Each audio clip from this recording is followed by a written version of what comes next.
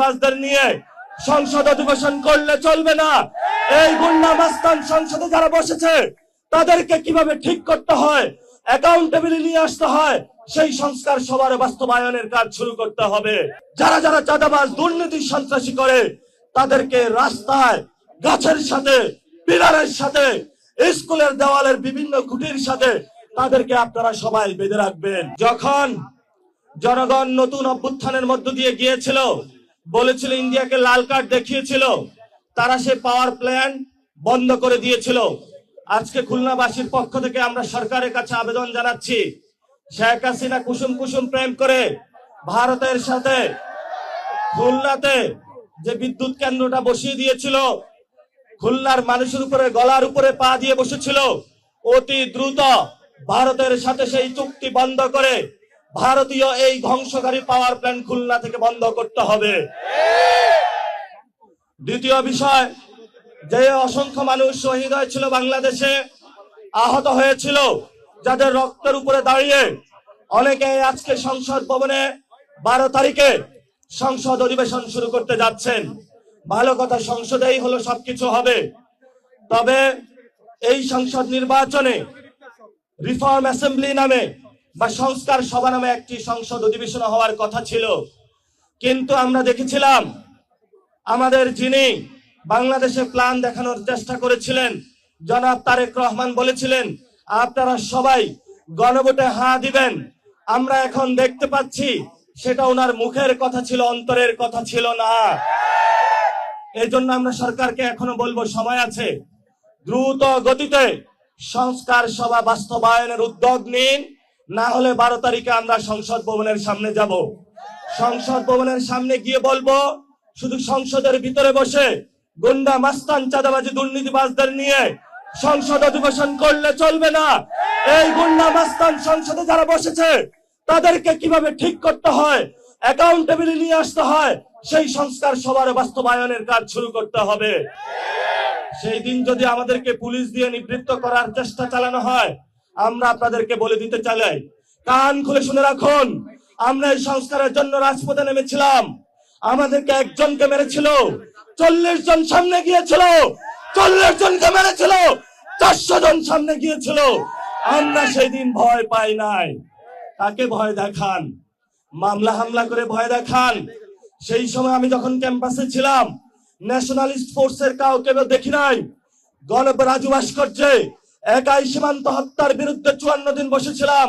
তারেক রহমান, আপনিও সেই অবস্থান আপনি দেখেছিলেন। আপনি সেই সময় দেখেছিলেন ভারতের বিরুদ্ধে কারা দাঁড়াচ্ছে। আপনারা যখন বিদেশে ছিলেন, জেলের মধ্যে ছিলেন, আমরা ক্যাম্পাস আন্দোলন করেছিলাম, আপনাদের পক্ষে দাঁড়িয়েছিলাম। আপনারা তখন মুসলিম ছিলেন, কিন্তু এখন যদি জালেম হিসেবে আবির্ভূত হন, আমরা কোনো জালেমকে ছাড় দেওয়ার পক্ষপাতী নই। এখানে বাংলাদেশে অনেক জায়গায় অনেকে সমঝোতার নামে ইনিয়ে বিনিয়ে চাঁদাবাজকে স্বীকৃতি দেওয়ার চেষ্টা চালাচ্ছে। খুলনাতেও শুনেছি হোটেলগুলোতে চাঁদাবাজি হচ্ছে, বাস স্টেশনে চাঁদাবাজি হচ্ছে, বিভিন্ন জায়গায় চাঁদাবাজি হচ্ছে। ভদ্রতার মুখোশ পরে অনেক কেন্দ্রীয় নেতা খুলনাতে চাঁদাবাজি করছেন। আমরা তাদেরকে নামও জানি, চিনি। আমরা আপনাদেরকে হুঁশিয়ার করে বলে দিতে চাই, লাস্ট টাইমে ভদ্র সাজবেন না। যে আকাম কুকাম করেছেন সেটা হলো বন্ধ করতে হবে। এবং আমরা স্পষ্ট বলেছি, আমরা কারো বিরোধী নই। আমি সেই দিন গণ অভ্যুত্থানের পরে সরকার কিভাবে গঠন হবে, আমি তারেক রহমানের কাছে সেই রেফাত ভাইয়ের নাম প্রস্তাব করেছিলাম, চিফ জাস্টিসের। উনি আমাকে একটা কথা বলেছিল, তুমি উনাকে খুঁজে পেয়েছো কই? আমি রিফাত ভাইকে খোঁজার জন্য সেই বাড্ডার অলিগলিতে বেরিয়েছিলাম, যেই কোনো সময় মৃত্যুর মুখে প্রস্তুত হতে পারতাম, কিন্তু আমরা সেই রিস্কটা নিয়েছিলাম। আমি আপনাকে সেই দিন বলেছিলাম যে আপনি বাংলাদেশের রিসোর্স দেখতে না পারেন, বাংলাদেশের 18 কোটি মানুষ যে সম্পদ রয়েছে এটার উপরে যদি আমরা বিশ্বাস রাখতে পারি, তবেই আমরা মর্যাদা নিয়ে বসবাস করতে পারবো, আদারওয়াইজ পসিবল না। আমাদের দিল্লি দরকার নাই, আমাদের ঢাকা আছে, যেই ঢাকাকে শক্তিশালী করে একটা সময় ভারতবর্ষে নতুন কিছু সূচিত হয়েছিল। এটা আমাদের ভুলে গেলে চলবে না। প্রিয় তরুণ যুবা ভাইরা, ভয় পাইবেন না। আপনারা পাড়ায় মহল্লায় চাঁদাবাজ, সন্ত্রাস, দুর্নীতির বিরুদ্ধে কমিটি গঠন করেন। কমিটি গঠন করে যারা যারা চাঁদাবাজ, দুর্নীতি, সন্ত্রাসী করে তাদেরকে রাস্তায়, গাছের সাথে, পিলারের সাথে, স্কুলের দেওয়ালের বিভিন্ন খুঁটির সাথে তাদেরকে আপনারা সবাই বেঁধে রাখবেন। প্রশাসন যদি এসে বলবেন তোমরা গ্রেপ্তার করতে পারো না, আমরা তাকে গ্রেপ্তার করেছি, তারপরে তাদেরকে প্রশাসনের হাতে তুলে দিবেন। আমরা আপনাদেরকে শেষ কথা যেটা বলে দিতে চাই, আমরা বাংলাদেশে চাঁদাবাজি, দুর্নীতি, সন্ত্রাসী মেনে নিব না, মেনে নিব না।